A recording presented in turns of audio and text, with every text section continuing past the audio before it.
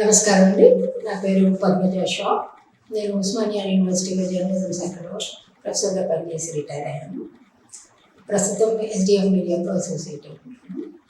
ఇవాళ నేను ఈ స్టూడియోలో ఎస్డిఎఫ్ మీడియా స్టూడియోలో ప్రముఖ social activist retired IAS officer Akumudi గారితో ప్రస్తుత తెలంగాణ రాజకీయాలు ఎటు వెళ్తున్నాయి అన్న దాని మీద చర్చ చేద్దామని ఇక్కడికి వచ్చాము. నమస్కారం సార్. నమస్కారం మేడం గారు.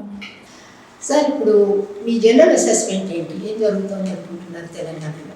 చాలా సమీకరణాలు మారినాయి, రాజకీయ సమీకరణాలు, అసెంబ్లీ ఎలక్షన్స్ తర్వాత పిక్చర్ చాలా వరకు మారిపోయింది కదా, దాని గురించి అంటే ఈరోజు మనము తెలంగాణలో పార్లమెంట్ ఎలక్షన్స్ దృష్ట్యా అట్లాగే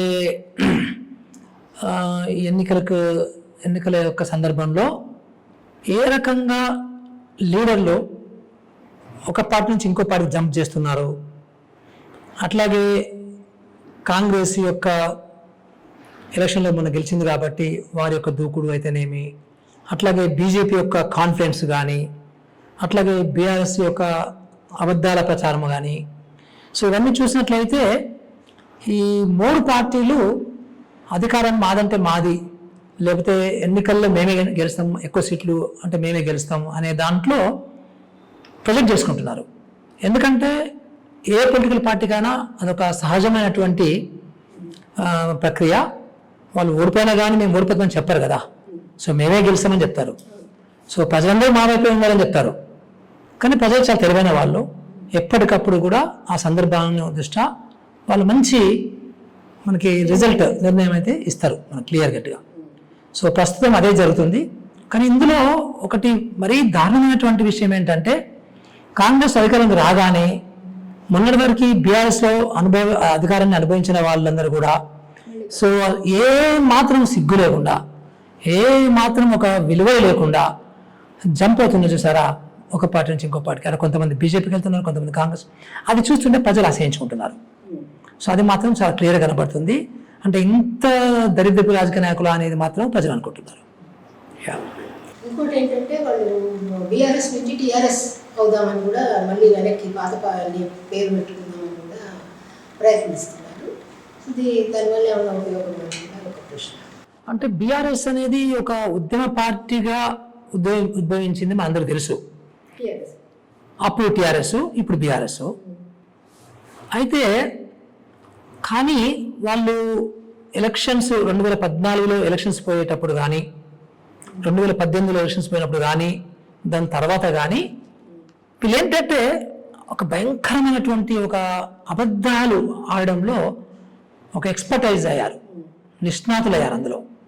అంటే దళితుని సీఎం చేస్తాము అని దగ్గర నుంచి మొదలుపెట్టి, ఇంటికి ఒక ఉద్యోగం అని చెప్పి మొదలుపెట్టి చాలా ఉన్నాయి, కొన్ని 100 అబద్ధాలు ఉన్నాయి. విచిత్రం ఏంటంటే మొన్న ప్రజలు ఓడించారు. ఇన్ని అబద్ధాలు ఆడింది కాబట్టి మీ ఇంట్లో ఉండండి అని చెప్పేశారు, ఇంత అవినీతి చేసింది కాబట్టి ఇంట్లో ఉండండి అని చెప్పిండ్రు, ఇంత అహంకారపూరితంగా ఉన్నారు కాబట్టి ఇంట్లో ఉండండి అని చెప్పిండ్రు వాళ్ళు. కానీ ఓడిపోయిన తర్వాత కూడా తెలంగాణలో ఫకర్ అంటాం. ఆ ఫకర్ అనేది చూడండి మీరు, కేటీఆర్ ఫకర్, పొగరు అంటే తెలంగాణ ఫకర్ అంటాం మేము. అది ఫకరే. అంటే ఎంత అంటే ఆ అబద్ధాలని ఆ ఫకర్తో జోడించి, ఆ పొగర్తో జోడించి మాట్లాడే విధానం చూస్తుంటే మనందరికీ ఆశ్చర్యం అనిపిస్తుంది. అంటే ఉదాహరణ చెప్తాను మీకు నేను. కరువు, కాంగ్రెస్ కరువు తెచ్చింది అంటారు. అంటే అది ఎంత అసంబద్ధమైనటువంటి, అంటే నేను కాంగ్రెస్ సపోర్టర్ ఏం కాదు, కాంగ్రెస్ ఇక్కడ సమర్థంగా కాదు, కానీ ఈ అబద్ధాలకు ఒక అంతు ఉండాలి కదా. అంటే ఏ పార్టీ అయినా కరువు తీసుకొస్తుందా?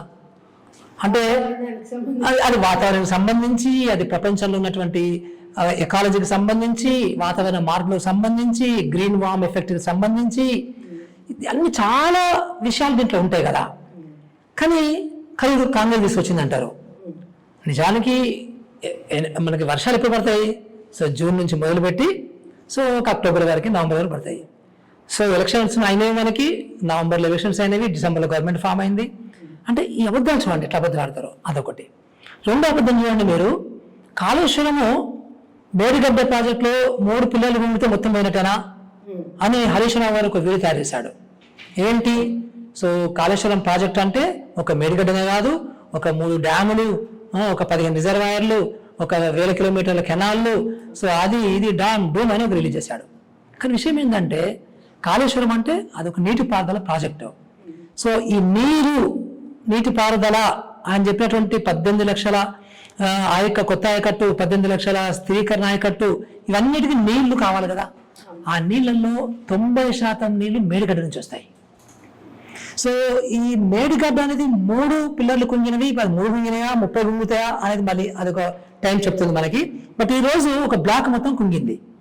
ఈ బ్లాక్ కుంగిన తర్వాత ఆ గవర్నమెంటే మొత్తం కాల్ చేసింది. ఎందుకంటే ఇంజనీర్లు చెప్పారు సార్ ఈ నీళ్ళు ఉంటే ఇంకా డేంజర్ అని చెప్పేసి చెప్తే ఆ గవర్నమెంటే నీళ్ళు మొత్తం తీసేసింది. ఇప్పుడు వాళ్ళు ఏమంటున్నారంటే మేము పోయినాము నీళ్ళు లేవంటున్నారు. అంటే చూడండి ఎంత అబద్ధాలు ఆడతారు వీళ్ళు. తర్వాత ఇప్పుడు ఆ డ్యామ్ నుంచే 90% నీళ్ళు రావాలి కాబట్టి ఆ డ్యామ్ నీళ్ళు మీద వదిలిపెట్టిండ్రు, అది మొత్తం కుంగిపోయినది. ఆ కుంగిపోయిన దానికి ఎట్లా చేయాలని దాని మీద తలలు బద్దలు కొట్టుకుంటున్నారు ఇంజనీర్లు. ఏం చేయాలో ఎలాంటి సలహాలు ఇవ్వాలి కూడా వాళ్ళకి అర్థం కావటం లేదు. అంత దాన్ని కూడా ఇప్పుడు అంత సింప్లిఫై చేసి కేటీఆర్ లేకపోతే కేసీఆర్ మొన్న అది ఏమైంది, ఒక జస్ట్ 3 పిల్లలు కదా కుంగినాయి అంటే ప్రజలని ఎట్లా ఏ రకంగా అబద్ధాలు చెప్పి మోసం చేస్తారనేది మనకి అది తగ్గలేదు అనమాట ఇంతవరకు కూడా. అంటే అది వీళ్ళందరికీ కూడా అబద్ధాలు ఆడడము, వెనతో పెట్టిన విద్య, అట్లాగే బాగా మాట్లాడడం కూడా నేర్చుకున్నారు. కేసీఆర్ బాగా మాట్లాడతాడు, అబద్ధాలు ఆడతాడు. కేటీఆర్ బాగా మాట్లాడతాడు, అబద్ధాలు ఆడతాడు. కవితమ్మ బాగా అబద్ధాలు ఆడుతుంది, బాగా మాట్లాడుతుంది. హరీష్ రావు బాగా అబద్ధాలు ఆడతాడు, బాగా మాట్లాడతారు. అంటే ఆ కుటుంబం ఒక సంతోష్ గారికి రానట్టుంది పాపం. ఆయన మాత్రం బాగా మాట్లాడిన వాళ్ళు బయటకు ఆడలేదు. ఆయన ఏదో చెట్లు పట్టుకొని గ్రీన్ ఛాలెంజ్ అని చెప్పేసి చెట్లు పెట్టుకుంటూ పోతున్నాడు. అదేందో స్ట్రాటజీ, సరే పక్కన పెడదాం అది. అంటే ఈ రకమైనటువంటి అబద్ధాలతో ఇప్పటికీ కూడా అదే పొగరుతోని అబద్ధాలు ఆడుకుంటూ ఇప్పటికీ కూడా మళ్ళీ కొత్త ఎలక్షన్స్లో అంటే ఈ పార్లమెంట్ ఎలక్షన్స్లో ఈ స్టంట్ చేస్తున్నారు అనమాట. కానీ బట్ ఒకటి ఏంటంటే వాళ్ళకి అర్థమైపోయింది. కడియం శ్రీహరి మొన్నటి వరకు ఏమన్నాడు, మొన్న అన్నాడు కదా కాంగ్రెస్ పడిపోద్ది అని. ఈ రోజు పోయి కాంగ్రెస్ కలిసిపోయాడు. సో ఆ కూతురికి బీఆర్ఎస్ వాళ్ళకి టికెట్ ఇస్తే కూడా ఆ టికెట్ వచ్చిన తర్వాత కూడా ఎంపీ టికెట్ వచ్చిన తర్వాత విత్డ్రా చేసుకొని మళ్ళీ కాంగ్రెస్ జాయిన్ అయింది అని చెప్పి అతను. అంటే క్లియర్ కట్ ఏమైందంటే ప్రజలు రిజెక్ట్ చేశారు బీఆర్ఎస్ని. సో బీఆర్ఎస్ ఇంకా కోలుకొని దెబ్బ పడింది. సో అందరికి అర్థమైపోయింది. ఎందుకంటే అంతకుముందు భయంకరమైన అబద్ధాలతోని కప్పిపుచ్చిండ్రు. బట్ ఈరోజు కాళేశ్వరం బయటకు వచ్చింది. అట్లాగే రైతు బంధు, రైతులు కాని వాళ్ళకి కొన్ని 1000 కోట్ల రూపాయలు, 26,000 కోట్ల రూపాయలు ఇచ్చింది అనేది అర్థమైపోయింది. సో అట్లాగే మొత్తం ఈ వైట్ పేపర్లు అంటే ఎలక్ట్రిసిటీకి సంబంధించి అంటే ఏ రకంగా దారుణంగా ఎలక్ట్రిసిటీ గవర్నమెంట్ కంపెనీని ముంచేసిందని తెలిసింది. అట్లా ఈ రకంగా మోసాలన్నీ బయటపడుతూ ఉంటే సో ప్రజలకి బ్యాంక్ ఎక్కువ అర్థమైంది. సో అంతకుముందు అర్థం లేకుండా ఓడించింది అర్థమైన కాడికి. ఇప్పుడు ఇంకా బయటకు వచ్చినాయి కాబట్టి విషయాలు.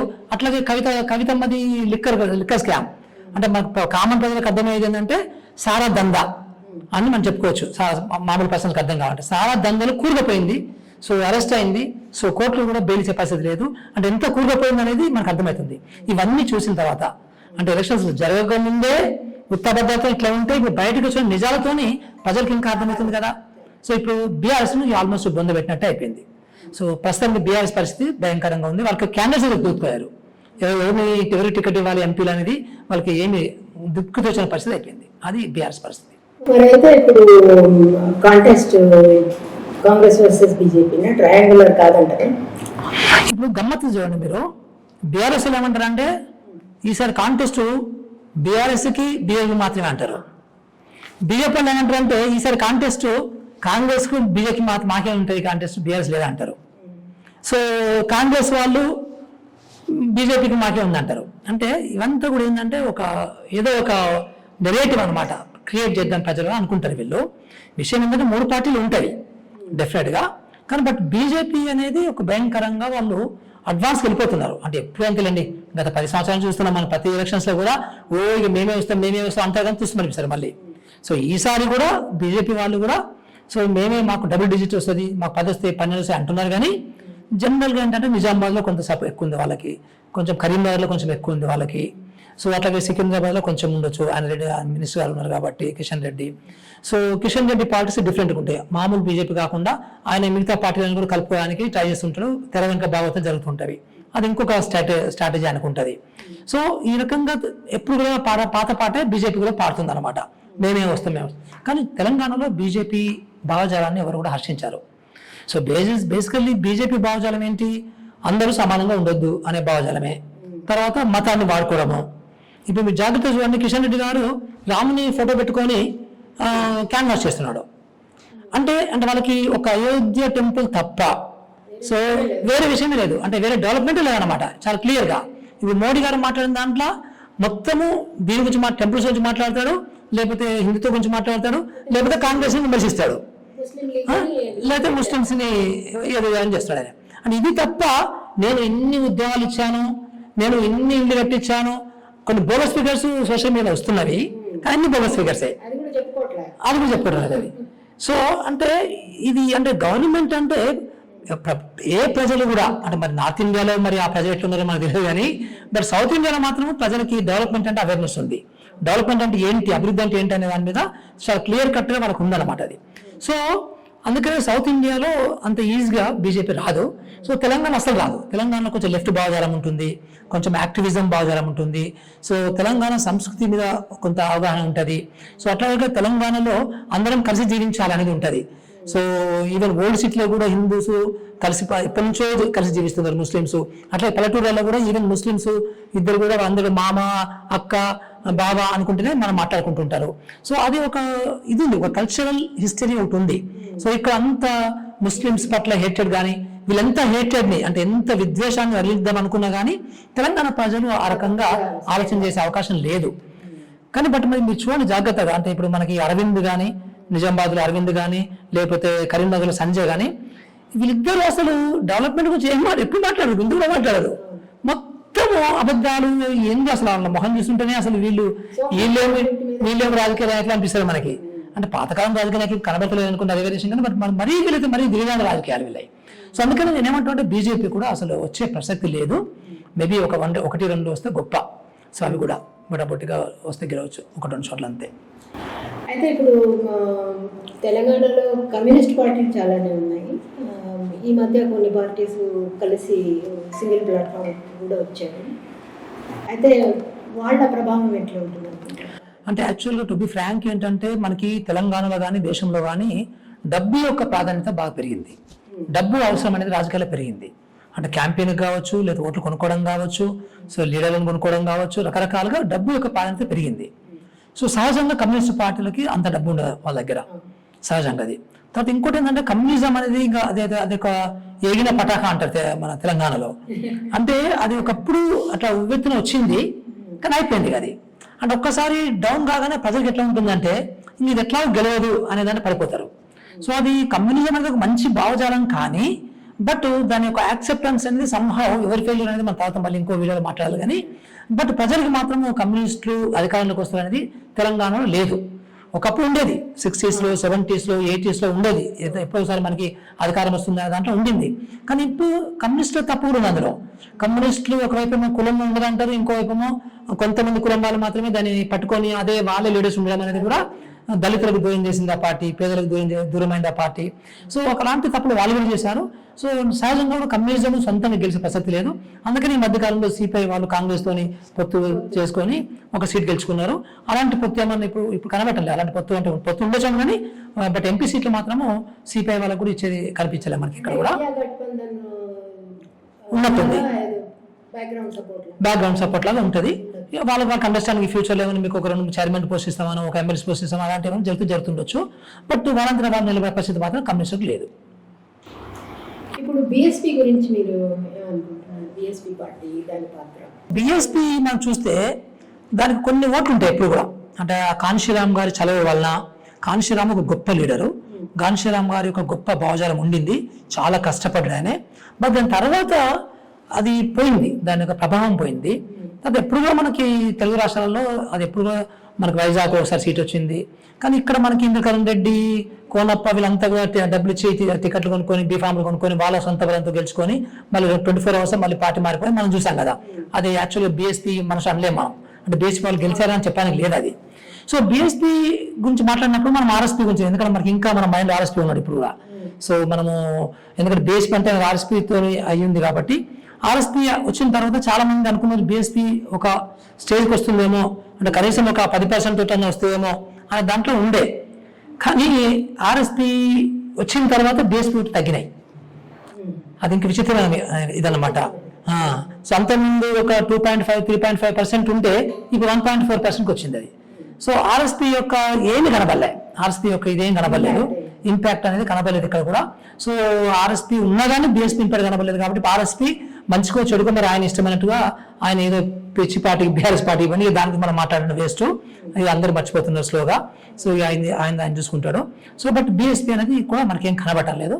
బీఎస్పీ ఆల్మోస్ట్ పోయినట్టే, ఇక్కడ పెద్దగా ఉండదు. కాంగ్రెస్ పవర్లో ఉంది కాబట్టి ఇన్హెరెంట్ గా ఒక బలమైన సిచ్యువేషన్ లో ఉంది. ఇప్పుడు చాలా మంది నా గురించి ఏమనుకుంటారంటే గమ్మత్తుగా, అంటే ఇది కూడా మాట్లాడాలి నేను, నాకు ఇది అవకాశం వచ్చింది కాబట్టి. ఇప్పుడు గత 10 సంవత్సరాల నుంచి పరిపాలించినటువంటి బీఆర్ఎస్ పార్టీ ఓటేద్దని చెప్పేసి మేమందరం కూడా బస్ యాత్ర చేశాము, చాలా మీటింగ్లు పెట్టాము, హైదరాబాద్లో పెట్టాము, జిల్లాలో పెట్టాము.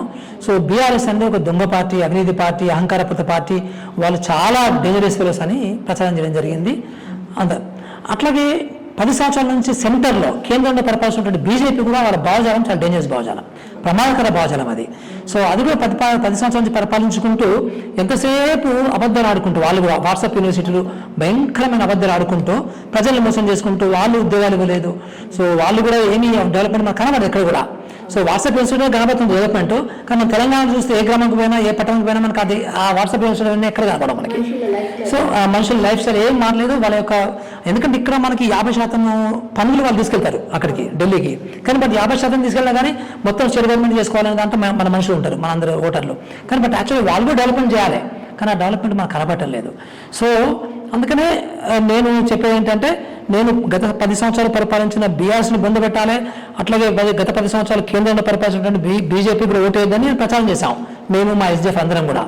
సో ఈ రెండింటిలో మనం వద్దన్నాం కాబట్టి నేను కాంగ్రెస్ మనిషి అని చెప్పేసి సోషల్ మీడియాలో అప్పుడప్పుడు చేస్తూ ఉంటారు, అట్లా చేస్తూ ఉంటారు. అది ఈవెన్ 2014లో నన్ను కాంగ్రెస్ అన్నారు, ఎందుకంటే మా గురువు గారు కొప్పులరాజు గారు ఉంటారు కాబట్టి.